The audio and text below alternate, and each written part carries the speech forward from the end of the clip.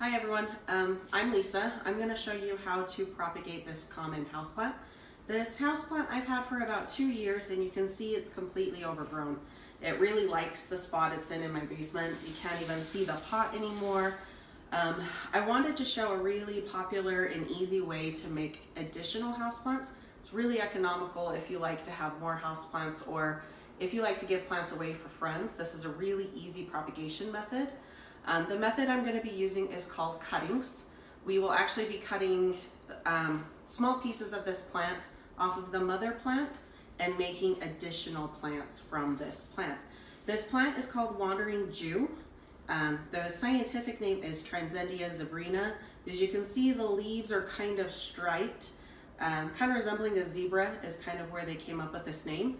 Depending on how much light this plant gets will determine what color variation you'll have. More light, it will get more purple. This one is in the basement, like I said, so mine's a little bit more green with the dark purple underleaves. So depending on where you place this in your house will kind of influence what color it takes on. There's a few tools that you'll need for this. So obviously you're going to need a mother plant, something that you can take cuttings from. You need potting soil. You don't want to use regular garden soil for this. You want to use a nice potting mix that's sterile. It really influences whether the cutting is successful in case you have diseases or pathogens or anything in your soil. You want a nice, clean, sterile potting mix. Rooting hormone is really common to use when you're taking cuttings. This plant in particular doesn't necessarily need it. This is an optional step, but it just makes your cuttings more successful. So I tend to use it even though it's not required. If you were in the industry, you would use a setup a little bit bigger, something like a tray with a cover. I wanted to show you how to do this at home with basically any container. So we'll actually be using produce bags because they're actually a great alternative and they're very easy to have access to. So the cuttings, you want to just take a piece of the mother plant. You want to have several nodes. So when you take your cutting, these little intersections where the plant grows in the leaves, that is called a node. And that's where it's gonna produce its most roots. So you wanna leave a few leaves up at the top to encourage growth, but everything below that you want to remove. 2 to 3 nodes is acceptable. You don't need much more than that to do your cutting. So you take that, you wanna cut off the base. You'll dip it in water first to help the rooting hormone stick. Dip it in your rooting hormone and then you're just gonna stick that directly right into the soil. Very simple, very easy, but it's a great way to get additional plants and to help. If this guy gets a little bit too big, a little too unruly, you can use this, create new baby plants. And if you ever decided you didn't want this plant anymore, it would be a really easy thing to replace.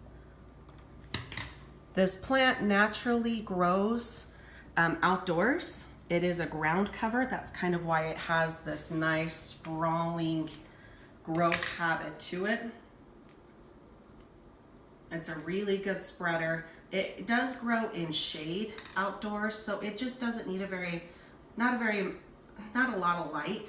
And that's kind of why it makes it an excellent candidate for a house plant. But I'm just picking random sections here, any section that, can help the overall shape. I'm removing those basal leaves. I like to use terminal cuts just because I think that they're a little bit easier to work with.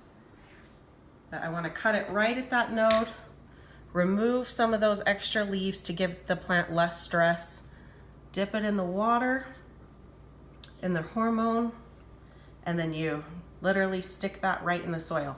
My potting soil was pre-moistened. I mixed it and wetted it, so it was already wet and ready to go.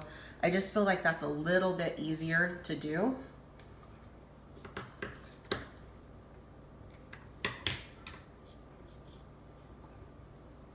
Stick that one in.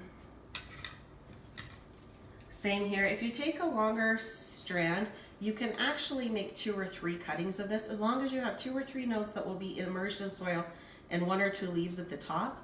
So this one's a little bit longer. I'm gonna make a couple sticks out of this one. And sticking, I know that sounds like a funny term, but it is literally what they use in the industry when you're placing a cutting in soil. It is called sticking. Again, just removing those leaves. If you leave too many leaves, it makes too much stress on the plant to try and support those leaves. So you want just enough for it to photosynthesize and grow, but not enough to stress the plant. So after you have your cuttings all in your media, make sure your soil's moist. You can give these a nice mist if you need to. If your soil's moist, you don't need to water it again. You just want to make sure that the plant is touching the wet roots. And then the easiest way to do this for me, I think, is to just place in a grocery sack. You know, this is just a regular produce bag that I brought home from the grocery store. You want to wrap this up and tie it at the base, and then you want to stick it in a sunny location. High moisture, low light encourages root growth. So having that rooting hormone, the high moisture and the low light will help this plant create roots. And then once those roots have grown in, I can separate these plants, put them in new pots, and then I'll have all new baby plants off of this mother plant.